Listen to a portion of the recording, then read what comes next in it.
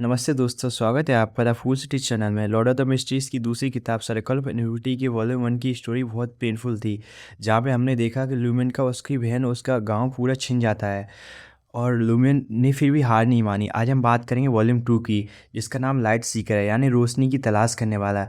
यह वॉल्यूम लूमिन के सफ़र का वो हिस्सा है जहाँ वो टूटे हुए लड़के से एक खतरनाक शिकारी बनता है। कॉर्डू की तबाही के बाद लूमिन एक नई ज़िंदगी जीता है और वो एक नई जगह पर आता है, इंटिस रिपब्लिक की राजधानी ट्रायर में। ट्रायर एक बहुत खूबसूरत जगह है। यह एक रोशनी का शहर है और कला और फैशन का भी शहर है। लेकिन इस शहर के ज़मीनी हिस्से पर कुछ अलग ही चल रहा है। एक अंडरग्राउंड में कुछ अलग ही दुनिया चल रही है, जहाँ बहुत डार्क डार्क सीक्रेट्स दफन हुए हुए हैं। लूमिन इस शहर में एक आम नागरिक बन के नहीं आया। वो जानता है कि शराफत से उसे उसकी बहन के कातलों का पता नहीं लगेगा, इसलिए वो एक नई आइडेंटिटी अपनाता है जिसका नाम सीएल होता है और वो अंडरवर्ल्ड में कदम रखता है। तो उसकी मुलाकात हमारी मिस मैजिशियन से होती है। तो मिस मैजिशियन उसे सजेस्ट करती है कि वो अरोरा ऑर्डर का मेंबर बने। तो उससे पहले इसके लिए उसे मिस्टर के से मिलना हुआ। जैसे हमने देखा था क्लेन ने Lord of the mysteries book 1 में मिस्टर ए का कत्ल करा था। अब ये जो अरोरा ऑर्डर वाले होते हैं वो अब्राहम फैमिली के थोड़े कट्टर दुश्मन होते। तो फिर वो लूमेन को मिशन देती है कि वो अरोरा ऑर्डर का मेंबर बने और मिस्टर के का विश्वास जीते। तो मिस्टर के पास जाता है तो मिस्टर के उसे एक iron and blood cross order होता है, उसे ज्वाइन करने के लिए कहता है, जिसका एक ओनर होता है गार्डनर मार्टिन। गार्डनर मार्टिन पहले अरोरा ऑर्डर का मेंबर रहा होता है, तो वो किसी वजह से अरोरा ऑर्डर को छोड़ देता है।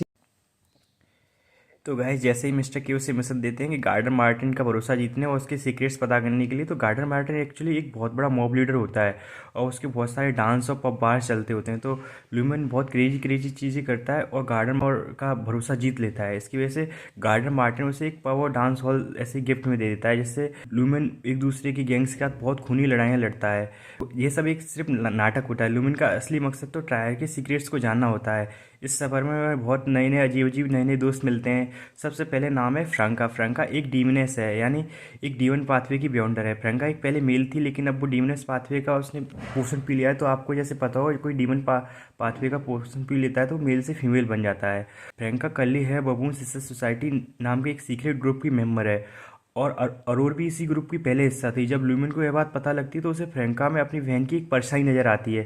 फ्रैंका लूमिन की एक बहुत अच्छी और बहुत एक अच्छी पार्टनर और एक दोस्त भी बन जाती है।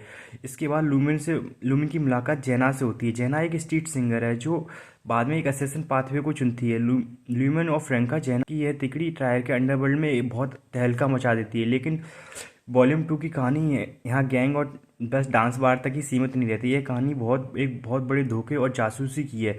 लूमिन एक बहुत खतरनाक खेल खेल रहा है। वो ट्रिपल एजेंट बन चुका है। पहले तो वो टेरो क्लब का मायरन आर्काना मेंबर है, जो हमारी मिस मैजिशियन मिस फोर्स से ऑर्डर्स लेता है। और दूसरी तरफ वो अरोरा ऑर्डर का भी मेंबर बन चुका है, जो मिस्टर के अंडर काम कर रहा है। इसी तरफ वो iron and blood cross order में ही शामिल हो जाता है, जिसका लीडर गार्डन मार्टिन है। आयरन एंड ब्लड क्रॉसर एक हंटर पाथवे के लोगों का बहुत बड़ा समूह है। जरा सोचिए, अगर इन तीनों में से किसी एक ग्रुप को भी लूमिन की असलियत पता लगी तो उसकी मौत कितनी भयानक होगी।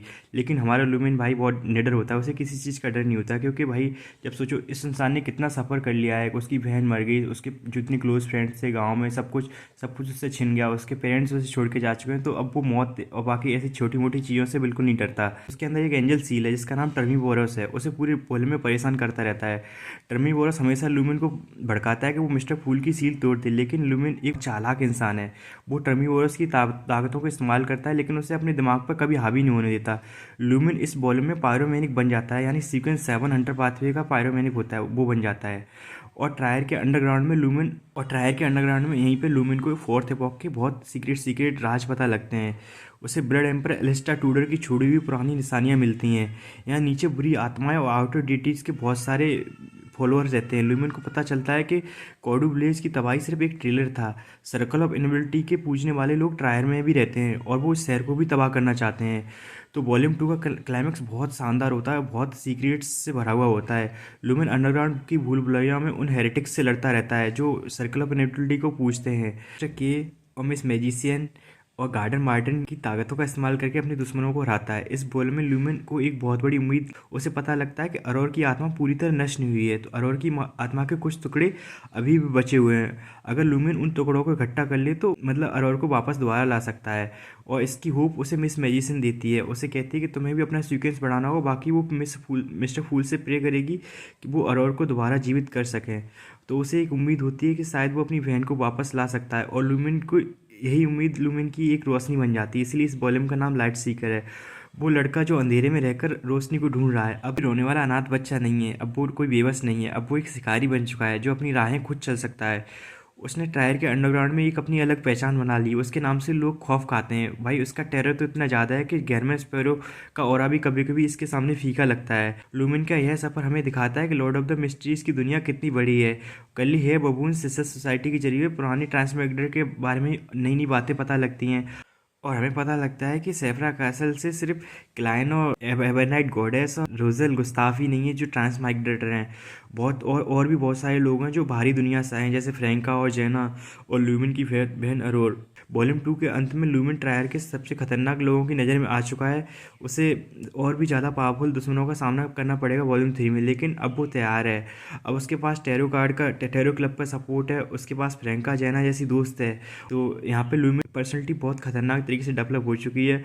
वो भावनाओं में बहकर फैसले नहीं लेता, वो एक सच्चे कॉन्स्पिरेटर की तरह सोचने लगता है। तो दोस्तों, सर्कुलर वल्नरेबिलिटी के दूसरे वॉल्यूम की कहानी कैसी लगी, आप अपने व्यूज़ कमेंट में बताइए, और मुझे बताइए नेक्स्ट वीडियो मैं किस पर लेके आऊँ। और गाइस, मैं थोड़ा इम्प्रूव कर रहा हूँ, मुझे अच्छे से थोड़ा कैमरे के सामने आने से थोड़ा हेजिटेशन होती है, तो आप प्लीज़ बॉयज़ के साथ एडजस्ट कर लेना। And please guys, support me and comment, like, subscribe. Thank you so much.